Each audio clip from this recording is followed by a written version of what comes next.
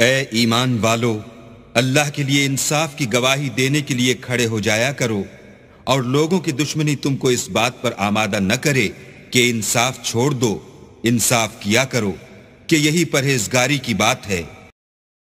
خلاصتاً میں آپ کے سامنے رکھتا ہوں کہ اس ملک کی بدنصیبی کا خلاصہ یہ ہے کہ وہ افواج پاکستان جو ملک کی حفاظت پر متعین تھی، جن کا اولین فرض تھا کہ اس ملک کی حفاظت کریں، انہوں نے 2 مرتبہ عملاً اس ملک سے بے وفائی کی ہے۔ اول ٹیریٹوریل یعنی زمینی حفاظت میں اس وقت ناکام رہے جب آدھا ملک ان سے ٹوٹ کر الگ ہو گیا۔ کیوں الگ ہوا اس کی تفاصیل میں نہیں جانے چاہتا، لیکن پاکستانی فوج جس کے سپرد تھا کہ اپنے ملک کی ٹیریٹوریل حفاظت کریں، وہ بہرحال اس میں ناکام رہے۔ ملک کو یکجا رکھنے میں جو سیاستدانوں نے کردار ادا کیا، مثبت یا منفی، وہ ایک لمبی بحث ہے، لیکن افواج پاکستان جب اس ارینا میں، اس میدان میں داخل ہوئی ہیں تو وہ اپنے فرائض کو سر انجام دینے سے ناکام رہیں۔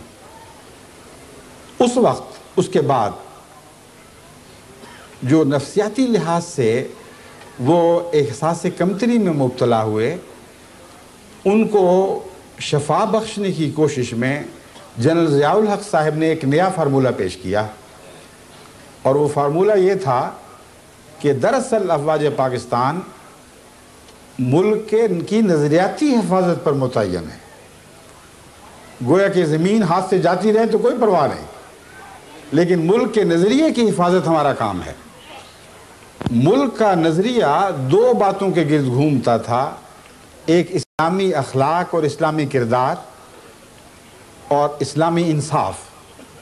اسلامی مساوات۔ یہ ساری وہ باتیں ہیں جو قائد اعظم نے اپنے پاکستان کے تصور میں بار بار قوم کے سامنے رکھی تھی۔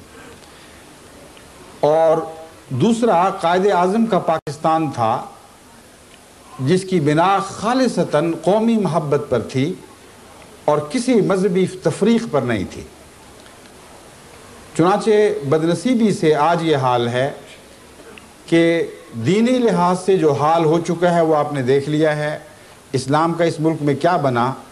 اور اس کی کیسے حفاظت کی گئی، یہ کھلی ہوئی دردناک اور شرمناک کہانی ہے۔ اور جہاں تک قائد اعظم کا تعلق ہے،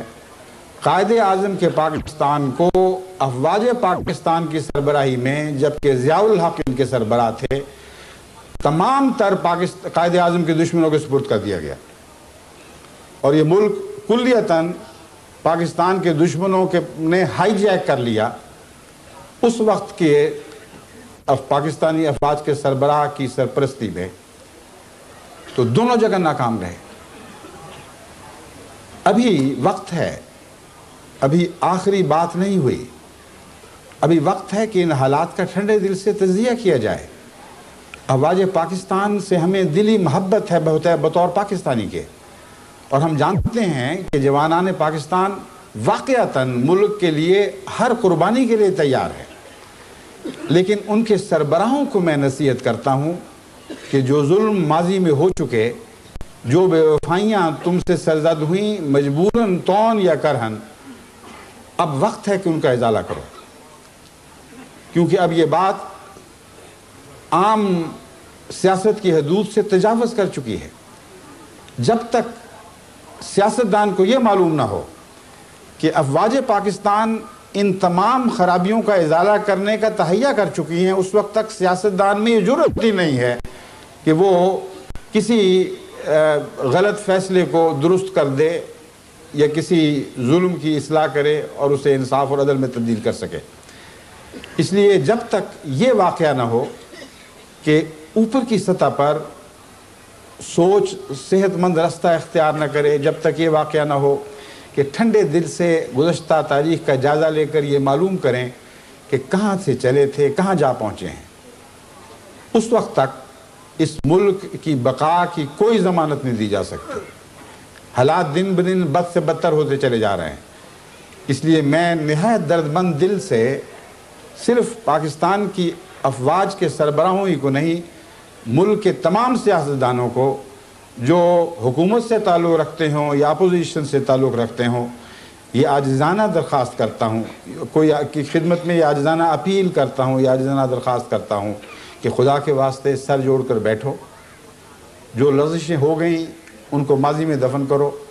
اثر نو پاکستان کی تعمیر نو کا کام شروع کرو۔ اور یہ ممکن نہیں ہے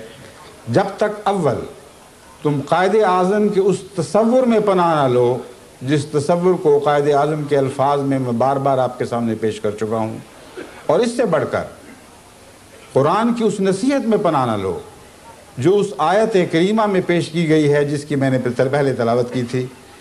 ان اللہ یامر بالعدل والاحسان وایتاء ذی القربی۔ اے مسلمانوں،